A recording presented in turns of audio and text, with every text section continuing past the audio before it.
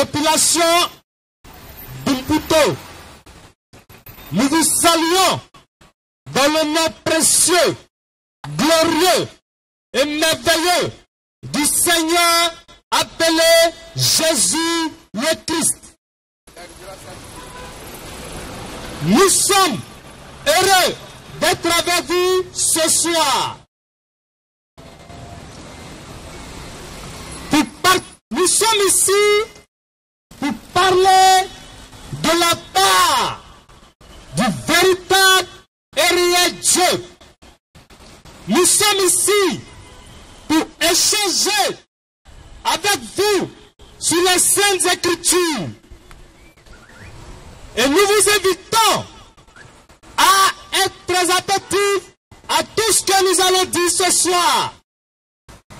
Nous attirons votre attention sur le christianisme vrai. Nous ouvrons votre esprit sur la vérité biblique. Oui, mais bien avant, nous allons nous présenter. Nous sommes le ministère de la voix des munis. Et notre place dans la Bible est Matthieu chapitre 25, les versets 1 à 6. Je répète, nous sommes le ministère de la voix des munis.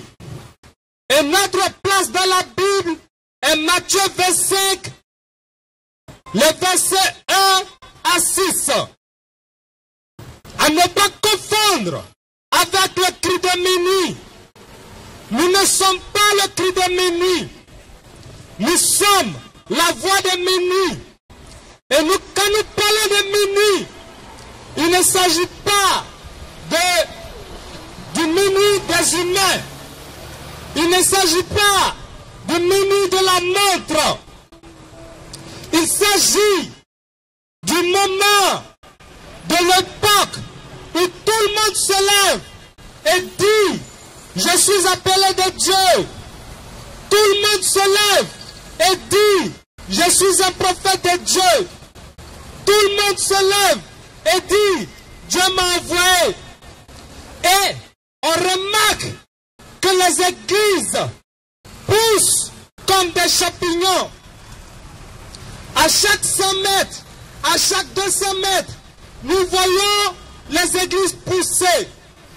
Mais chacun avec sa doctrine, chacun avec son adoration, à tel enseigne que la population de la Riviera est troublée, à tel enseigne que on ne sait qui, plus tu dis vrai, tu dis faux. C'est ce moment-là que la Bible appelle minuit. Parce que, rappelez-vous que selon Matthieu 24, le verset 24, la Bible nous a annoncé de faux prophètes. Mais chacun se lève et dit: je suis un vrai prophète.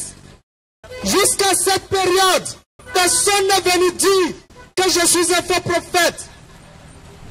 Évidemment, ils ne viendront jamais. Mais bien aimés, comment les reconnaître? C'est de cela que nous voulons parler ce soir.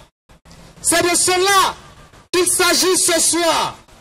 C'est pour cela que nous allons attirer votre attention sur les Saintes Écritures. Parce que quand nous prenons la Bible, selon Jean 1:1, la Bible nous dit qu'au commencement était la parole. Au commencement était la parole.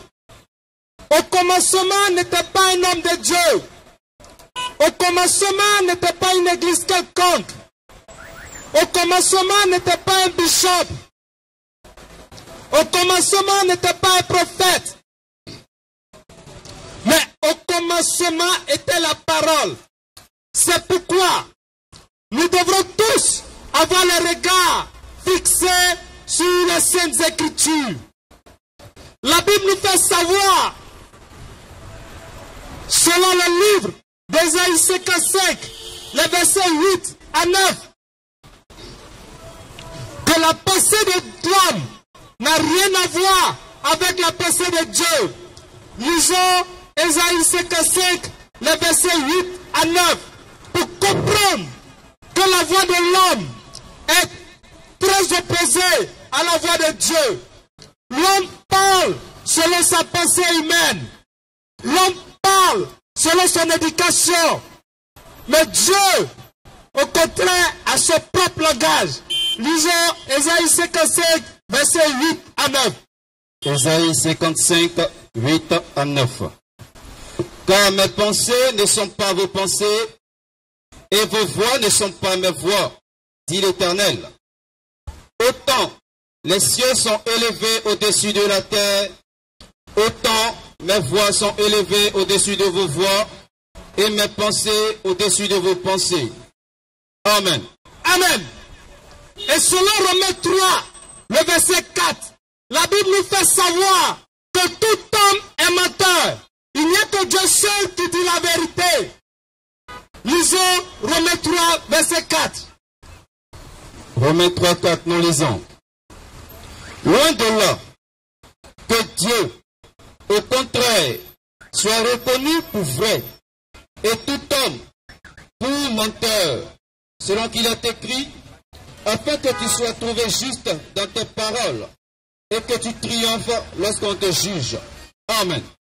Bien-aimé, tout homme est menteur. Celui qui vient vers vous, quelle que soit son allure, quelle que soit son éloquence, s'il vous parle selon sa propre pensée, la Bible dit que c'est un menteur, c'est un voleur. Mais il n'y a que Dieu seul qui dit la vérité. Selon Jean 17, le verset 17, il n'y a que la parole seule qui est la vérité. Lisons Jean 17, le verset 17. Jean 17, verset 17. Sanctifie-les par ta vérité, ta parole est la vérité. Amen. Amen. C'est pour cela que nous sommes là ce soir pour parler de la Sainte Bible, pour parler de la vérité. C'est ce que nous recommande le livre de Zacharie 8, le verset 16. Ce que nous devrons faire, c'est de se dire la vérité les uns aux autres. La vérité, ce n'est pas qui a pris cette banane. Oui, c'est moi. Ce n'est pas ça la vérité. La vérité, c'est la parole de Dieu. La vérité, c'est les Saintes Écritures. Donc quand quelqu'un se lève, il dit que Dieu m'a envoyé. Tout ce qu'il doit dire doit être écrit noir sur blanc dans la Bible. Tout ce que cette personne doit dire doit être écrit dans la Sainte Bible. En dehors de la Sainte Bible, il n'y a pas de chrétienté. En dehors de la Sainte Bible, il n'y a pas de vérité. Lisons Zacharie 8, le verset 16. Zacharie 8, le verset 16. Voici ce que vous devez faire. Dites la vérité chacun à son prochain. Jugez dans vos portes selon la vérité et en vue de la paix. Amen. Amen. Population de la Riviera Siad, faites très attention parce que l'être humain va naturellement utiliser les mêmes mots de la Bible et donner son propre sens. Au lieu de donner le sens que donne la Sainte Bible, l'homme va expliquer les mots que Dieu donne en utilisant les mots. Par cette subtilité, par cette ruse, vous allez vous faire avoir. Rappelez-vous, selon le livre de Genèse 3, le verset 1, la Bible nous dit que Satan est l'animal le plus rusé des champs. Quand on dit quelqu'un est rusé, c'est-à-dire, il peut t'avoir par une subtilité, sans que tu ne t'en rendes compte. Il va t'avoir sans que tu ne t'en rendes compte, en te donnant un mot mielleux, un sens que tu viens entendre. Bien-aimé, faites très attention. Lisons Genèse 3, le verset 1, pour comprendre la ruse de Satan. Dieu nous a avertis sur sa ruse. Genèse 3, le verset 1. Genèse 3, le verset 1. Le serpent était le plus rusé de tous les animaux des champs que l'Éternel Dieu avait fait. Amen. Amen. Satan étant l'animal le plus rusé des champs. Il va vous avoir si vous n'avez pas les yeux fixés dans la Sainte Bible. C'est pour cela que nous sommes là ce soir, pour attirer votre attention, pour ouvrir vos yeux au travers des Saintes Écritures. Étant conscient que l'évangile vrai n'a rien à voir avec l'évangile du monde. Quand nous allons prêcher, certainement vous allez être choqués, parce que c'est pas ce que les soi-disant hommes de Dieu enseignent, parce que c'est pas ce que vous avez la pour habitude d'entendre dans vos lieux de prière, c'est pas ce que vous avez pour habitude d'entendre. Donc, cela pourrait vous choquer, pour ne pas que vous preniez une condamnation sans le savoir. Nous allons vous inviter à prendre de quoi noter ou enregistrer tout ce que nous allons dire, pour plus tard vérifier avec les Saintes Écritures. Nous vous conseillons de ne pas condamner ce que nous allons dire sans avoir vérifié. Parce que si vous condamnez tout simplement parce que vos hommes de Dieu ne vous ont pas dit cela, bien aimés, et si vous vérifiez que c'est écrit, alors que vous avez déjà condamné, vous aurez pris une condamnation. Pour éviter de prendre cette condamnation, prenez note de tout ce que nous allons dire. Prenez la peine d'enregistrer tout ce que nous allons dire. Ensuite, vous allez poser des questions et vous allez comprendre. Vous allez poser des questions si vous n'avez pas compris quelque chose, pour éviter de prendre une condamnation. Bien-aimés, comprenez une chose, que l'homme, dans son adoration, il sera ami du monde. Et, naturellement, étant donné que la voix de Dieu est opposée à celle de l'homme, en étant ami du monde, vous vous rendez ennemi de Dieu. Bien-aimés, en voulant copier le monde, en voulant faire ce que le monde fait, vous allez vous rendre ennemi de Dieu sans le savoir. Tout à l'heure, nous allons vous faire comprendre certaines choses. Que dit Dieu dans le livre de Matthieu 16, le verset 23? La Bible nous dit que l'homme a la pensée de Satan. Et vous allez comprendre en lisant le livre de Matthieu que Pierre, qui était avec Jésus, à un moment donné, quand Jésus lui a dit ce qui avait été écrit et qui allait être accompli, Pierre, avec sa pensée humaine, a raisonné en disant non, ce n'est pas possible, cela ne t'arrivera pas, puisque je t'aime, puisque tu es avec moi, tu as trop fait pour moi, cela ne va pas t'arriver. Mais qu'est-ce que Jésus-Christ lui a dit? Il lui a dit, arrête de moi, Satan, parce que ce que tu viens de dire, naturellement, c'est beau entendre pour les hommes, mais ça n'a rien à voir avec la pensée de Dieu. Lisons Matthieu 16, le verset 23. Matthieu 16, verset 23. Mais Jésus, se retournant, dit à Pierre, arrière de moi, Satan, tu mets en scandale, car tes pensées ne sont pas les pensées de Dieu, mais celles des hommes. Amen. Amen. Amen. Tout homme qui a la pensée de l'homme a la pensée de Satan. Parce que Satan et l'homme ont les mêmes pensées. Il n'y a que Dieu seul qui dit la vérité.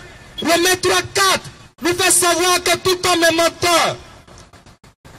Notez tous ces versets et prenez la peine de les lire, de les vérifier au travers des Saintes Écritures. Oui, toi homme, être humain, avec toute ta connaissance, avec toute ton éducation, avec tout ton savoir, avec toute ton éloquence, si ce que tu dis ne vient pas de Dieu, bien-aimé, tu vas en l'enfer. Bien-aimé, l'homme, dans son adoration, a voulu copier le monde. Mais à copier le monde, l'homme s'est rendu ennemi de Dieu. Tout à l'heure, vous allez comprendre comment cela se passe. Comment cela se fait-il que l'homme sera ennemi de Dieu sans le savoir? Lisons encore Jacques 4, le verset 4, pour comprendre. Jacques 4, le verset 4. Adultères que vous êtes, ne savez-vous pas que l'amour du monde est inimitié contre Dieu? Celui donc qui veut être ami du monde sera ennemi de Dieu. Amen. Amen. Celui qui veut être ami du monde sera ennemi de Dieu. Oui, celui qui copie le monde, il sera ennemi de Dieu. Un enfant de Dieu, un chrétien, n'est pas un passionné des choses du monde. Celui qui se fait appeler enfant de Dieu, il n'a pas envié les choses du monde. Lisons encore Jean 15, le verset 19 pour comprendre quelque chose. Jean 15, verset 19. Nous lisons. Si vous étiez du monde, le monde aimerait ce qui est à lui. Mais, parce que vous n'êtes pas du monde, et que je vous ai choisi du milieu du monde, à cause de cela, le monde vous est. Amen. Oui, en tant qu'enfant de Dieu, nous ne sommes pas du monde. Bien qu'étant dans le monde, nous ne sommes pas du monde. Qu'est-ce que le monde aime? Qu'est-ce que le monde enseigne? Bien-aimé, viens, tu vas te marier. Bien-aimé, viens, tu vas avoir travail. Bien-aimé, viens, tu vas avoir l'argent. Tout ce que le monde enseigne, c'est les biens sociaux. Viens, tu vas avoir l'argent. Viens, tu vas avoir travail. Viens, tu vas avoir enfant. C'est ce que le monde enseigne. Bien-aimé, ça n'a rien à voir avec les Saintes Écritures. Le chrétien, c'est pas ce qui l'intéresse. C'est pas les biens sociaux. C'est pas pour de l'argent que Jésus-Christ a versé son sang. C'est pas pour le travail que Jésus-Christ a versé son sang. Bien au contraire, Jésus-Christ, en prenant ses disciples, il leur a arraché leur travail. Pierre, qui était un pécheur, il lui a dit non, laisse ça, ne pêche plus, suis-moi, nous allons aller pêcher des êtres humains. Alors, la parole de Dieu, ce n'est pas les biens sociaux, bien au contraire, c'est de chercher premièrement le royaume des cieux. Mais comment se fait-il que le monde, de sa ruse, nous fait avoir le regard sur les biens sociaux, au lieu de nous enseigner la voie du salut, au lieu de nous dire pourquoi Jésus-Christ a versé son sang, c'est plutôt les biens sociaux. Et comme le monde aime les biens sociaux, on tire, on court vers eux pour remplir les lieux de prière abusement appelés église. Bien-aimés, être ami du monde, ce n'est pas être ivre, ce n'est pas boire et être saoulé, ce n'est pas chercher femme, ce n'est pas dormir dans les maquis. Bien-aimés, non, ce n'est pas ça que Dieu appelle être ami du monde. Ce n'est pas ça que Dieu a condamné. C'est plutôt Dieu était la vérité. Et tout ce qui est la vérité, c'est ce qui est mentionné noir sur blanc dans la Bible. Quand l'être humain dit le contraire de ce que Dieu a dit, quand l'être humain copie les choses du monde, quand l'être humain, parce qu'ayant vu le jeu d'invisibilité, il fait les jeux d'invisibilité dans l'église. Quand l'être humain a vu que le monde a fait des mères, l'église aussi fait des mères, copie ça dans l'église. Bien-aimés, c'est de cela qu'il est question. Le fait de copier tout ce que le monde fait, parce que le monde fait théâtre. Dans nos lieux de prière, c'est théâtre on va faire, jusqu'à se moquer de la mort la plus honteuse du Seigneur Jésus-Christ. Chaque Pâques, chaque fête de Pâques, ils vont imiter le Seigneur Jésus-Christ, le mettre à la croix, le chicoter et se moquer en riant, jusqu'à faire des sketchs sur cela. Bien-aimés, c'est la moquerie. C'est ça que Dieu appelle être ami du monde. C'est ça, être ennemi de Dieu. Parce que vous vous moquez du Seigneur Jésus-Christ. la Bible nous fait savoir que c'est la mort la plus honteuse.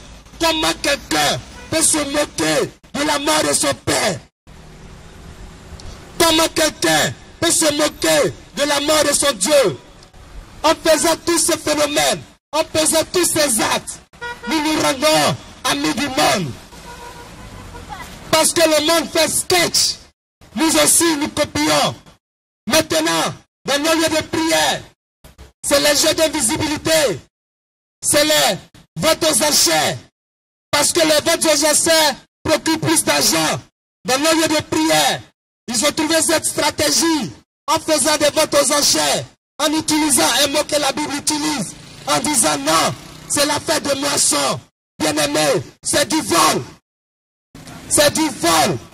À telle enseigne que dans nos lieux de prière, ils vont payer la petite bouteille d'eau à 300 francs dans une boutique de Diallo. Ils arrivent dans les lieux de prière. Ils disent non, c'est de l'eau bénite. Il faut payer ça à 100 000, à 200 000. Bien-aimé, le Seigneur Jésus-Christ ne vous a pas enseigné cela. Bien-aimé, c'est sur cela que nous vous ouvrons vos esprits, afin que vous puissiez comprendre, afin que vous puissiez faire attention aux soi-disant hommes de Dieu. Ils ne viendront jamais vous dire que non, ils sont de faux prophètes, mais c'est en les éprouvant au travers de la Sainte Bible que vous allez comprendre que ce sont des faux envoyés de Dieu. Bien-aimés, nous vous invitons à noter tout ce que nous avons dit. Et si vous n'avez pas compris quelque chose, approchez-vous de nous, prenez nos contacts et posez-nous des questions. C'est sur ces notes que nous bénissons tous ceux et toutes celles qui ont pris la peine, qui ont pris le temps de nous écouter. Merci d'être attentifs en suivant, en écoutant les autres orateurs. Que Christ vous bénisse. Amen. Amen.